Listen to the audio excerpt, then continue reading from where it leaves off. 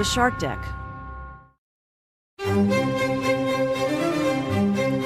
Hello and welcome to Palace Intrigue. I am your host, Mark Francis.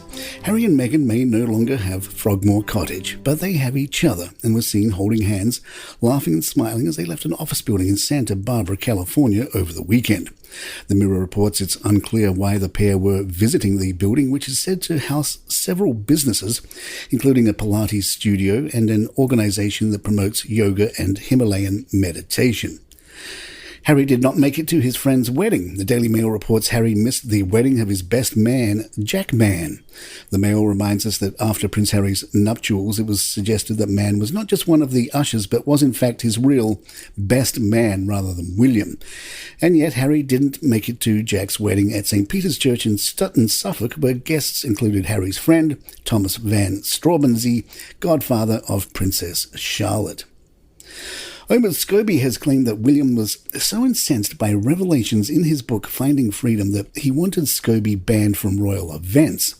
Scobie is working on a new book, Endgame, Inside the Royal Family and the Monarchy's Fight for Survival, due out this November, and we'd like to thank Mr. Scobie in advance for the fourth quarter content feeding frenzy.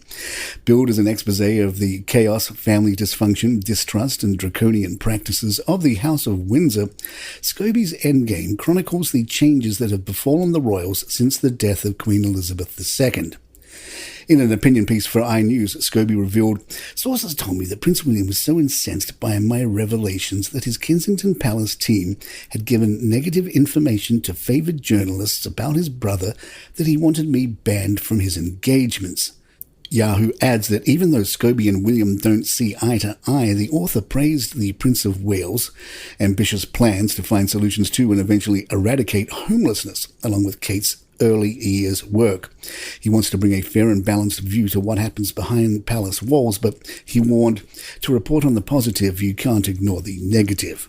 Discussing his upcoming book, Scobie said, "The things to be proud of and those they should be ashamed of, precisely because this is an establishment that sits at the heart of our society and a family that has often been held up as role models of civility and decorum. It's more important than ever we can take an accurate look at whether that still holds today." William might not like Scobie much, but it's better than a punch in the face, which is what William got for an overzealous fan. William participated in an impromptu walkabout during his brief trip to East Belfast, and one man appeared to overstep the mark. The royal fan stood behind a metal barrier and held out his hand to the royal, prompting William to respond by clasping his hand and moving closer to chat with him. But the handshake didn't appear to be enough for the fan, as he made a number of enthusiastic hand gestures. The fan appeared to jokingly punch William's face and also attempted to pat him on the cheek, though both were likely meant in a playful greeting. The Express says William looked completely unfazed by the interaction, with images documenting the encounter showing the royal smiling and chatting to the man.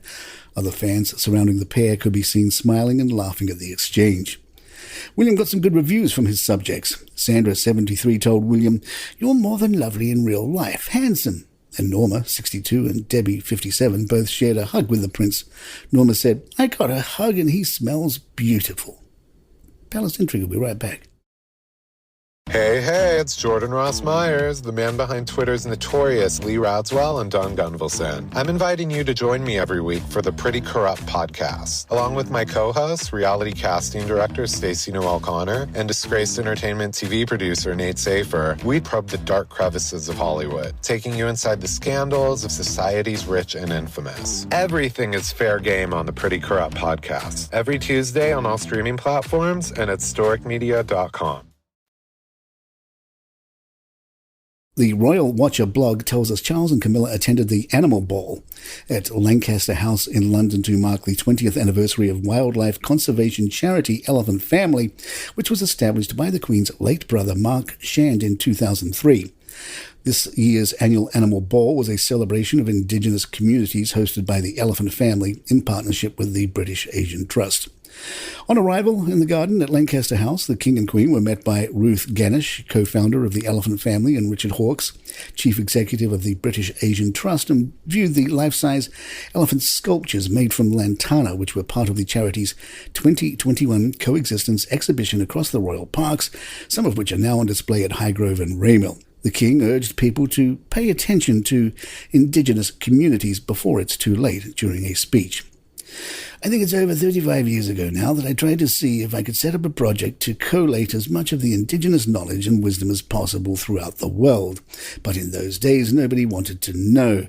But now, if I may say so, it is absolutely critical that we turn to all that indigenous knowledge and wisdom as the only way of really restoring the balance and harmony that is so badly needed in this world if we are going to save the planet. So it's up to all of us to pay attention to that knowledge and that wisdom before it's too late. Both my wife and I are so very proud to be able to present both these awards, particularly, if I may say so, it transpires that today is actually Mark Shan's birthday, and he would have been so thrilled to know that Elephant Family had managed to get its 20th anniversary. The King will have a visit from President Biden next week. Biden will be hosted by Charles in Windsor Castle. Biden will arrive in Britain on July 9th. It will be the first time Mr. Biden will have met Charles since he was a crowned monarch. The South China Morning Post caught up with John Cleese of Monty Python fame, who told them he watched the coronation. I watched for about 5 seconds and I just started to laugh uncontrollably. And I mean, really laugh. Like, remember when you were a teenager and you just laugh until it hurts? He called it a scene straight out of Monty Python's sketch. All these silly people in silly costumes behaving as if something very serious is going on. I just thought it was hilarious. And there you have it. If you'd like to email us, our address is thepalaceintrigue@gmail.com. Please follow us on Spotify, iTunes, Google Podcasts, YouTube, your app of choice. I'm Mark Francis. My thanks to John McDermott. This is Palace Intrigue and good times.